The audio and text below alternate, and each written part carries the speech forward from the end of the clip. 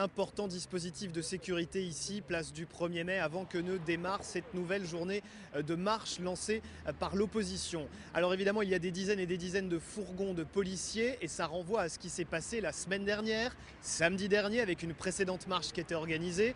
D'un côté, 2000 manifestants, de l'autre, 30 000 policiers et de nombreuses arrestations et interpellations qui ont duré parfois plusieurs heures. Aujourd'hui, les manifestants veulent être le plus nombreux possible, en tout cas c'est ce que disent les organisateurs, mais il n'est pas sûr justement qu'il y ait une marée noire dans les rues d'Alger parce que les Algériens qu'on a rencontrés, parfois des étudiants ou bien encore des personnes qui vivent dans des quartiers populaires nous disent ce mouvement ne nous représente pas forcément, on a peur de récupération politique.